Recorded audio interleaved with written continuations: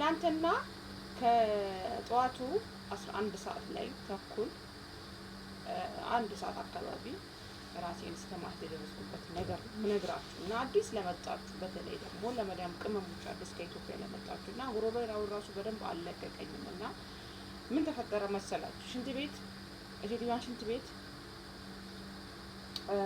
እንቁላል ለፀጉሯ ተጠቅማ ነበር፣ እንቁላልና አቮካዶ ማለት ነው። እና ክሎሮክስ ደግሞ ካልተደረገበት አይለቅም ብዬ ሽታው አለቅም አለኝ። ካጠብኩትም በሳሙና በምንም ካጠብኩት በኋላ ሽታው አለቅም አለኝ። እንቁላል ታውቃላችሁ ሽታው በጣም አለው እና ድጋሚ መቅረቱ አይቀርም ምናምን አልኩና ይሄን ነገር መጀመሪያ የተጠቀምኩት በተቀመጠበትን ኩርሲውን ብቻ ነበር የተጠቀምኩበት ማለት ነው። እና ለኩርሲው እንትን ሽንት ቤቱን ነጭ ነገር ያጸዳል እውነት ለመናገር ማለት ነው። ግን ምንድነው ስህተቴ? እኔ የሰራው ስህተት የምነግራችሁ ነገር ቢኖር የምትጠነቀቁትን ነገር ነው የምነግራችሁ። ወላይ ነው የምላችሁ። ትናንት እኔ ራሴ አሁን ራሱ ጉሮሮዬ በደንብ አለቀቀኝም እውነት ለመናገር ማለት ነው። እና ይሄ እንትን ገንዳ አለና ሴትዮዋ ብላ ሻወር የምትወስድበት ቦታ ገንዳ አለ። ገንዳው በጣም እዛ ውስጥ ሆና ስለተፈጠበች አልለቀቀልኝም። ሽታው ሳይለቀልኝ ሲቀር ምን አደረኩ? ይሄን ትንሽ እየጠብ አደረኩበት። ይሄ ሳሙና ማለት ነው። ይሄኛውን ጄፍ ማለት ነው ጠብ አደረኩበትና ከዛ በኋላ ትንሽ እንደዚህ በእንትን አደራረስኩትና ከዛ በኋላ ምን አደረኩ? ይሄን ክሎሮክስ ላይ ጠብ አደረኩበት። ምን ተፈጠረ? ክሎሮክስ እና ይሄን ጠብ ሳረግ ምን ተፈጠረ? ጭስ ታውቃላችሁ? የሆነ ቤት ሲቃጠል የሚወጣ ጭስ አለ አይደል? ልክ እንደዛ ሽንት ቤቱን እፍን አድርጎ በቃ እንዴት ልውጣ ከሽንት ቤት ነው ላብ ማለት ነው። ሰውነቴ ውሃ እላይ ላይ የተደፋ ልክ ነበረ። ውሃ እላይ ላይ እንደተደፋ ልክ ነበር። በቃ ራሴን ሳትኩ። ራሴን አላቅም። በቃ ወደኩ።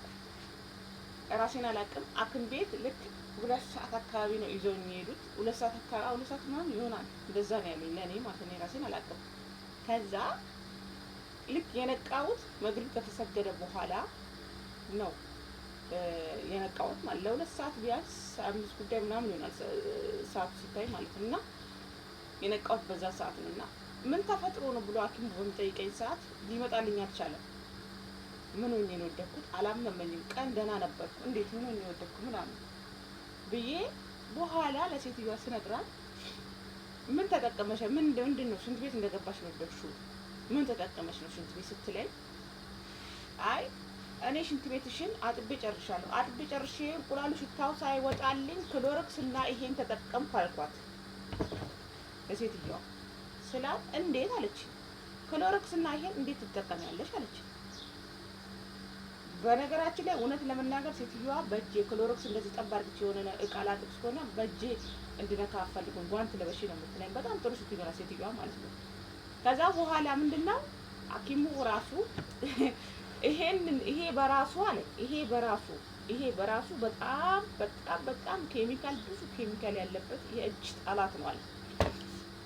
አይደለም ይሄን ጨምርሽበት ይሄና ይሄ ደግሞ ሁለቱ እንትን ሲል አንቺ ልብ ምትሽ በጣም እኛ ጋር ሲያመጡሽ በጣም ትንሽዬ ነበርሽ ልብ ምትሽ። አሁን አላህ ትረፊ ሲልሽ ተርፈሻል። እንዴት ይሄን ነገር ሁለቱን አድርሽ ተጠቀም ይቻልሽ? አላወቅሽ አታውቂም። ከዚህ በፊት አልመጣሽም። አረብ ሀገር መጥቻለሁ። ግን አረብ ሀገር ነኝ ሽንት ቤት ማጥበው በዚህ ብቻውን እንጂ ይሄን አልጠቀምም ነበር። ለባልቄ ተጠቅሜ አላውቅም። ግን እኔ ልሞክረው። በራስሽ ነው በህይወትሽ ነው የምትሞክሪው ወይ አለኝ።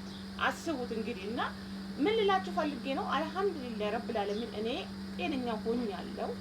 አልሐምዱሊላህ። አላህ ደግሞ ወላሂ ልጄ ናፍቆኝ በጣም ልጄ ናፍቆኛል። ልጄ ጋችን አመት ጨርሼ ነው የምሄደውና ልጄ ጋር ከመድረስ ይሄድ እንደዚህ በቃ ለራሴ ምንድነው ያልኩት? በሞትስ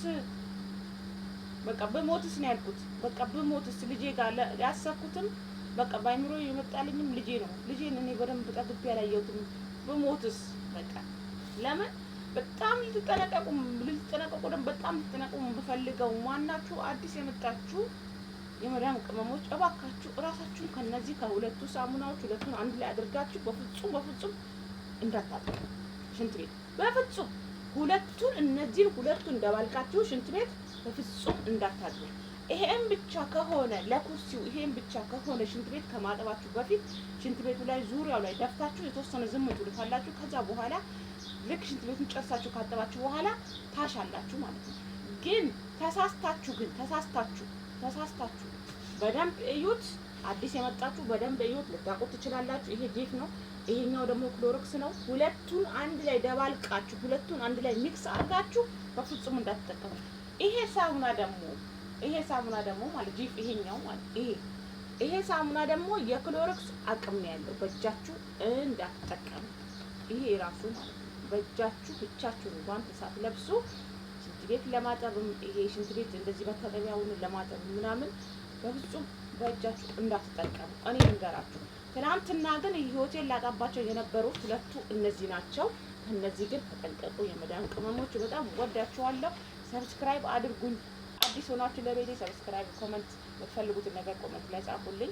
ሰብስክራይብ፣ ላይክ አድርጉልኝ፣ ሼር አድርጉልኝ፣ አበረታቱኝ። እወዳችኋለሁ። አይ ላቭ ዩ ሶ ማች።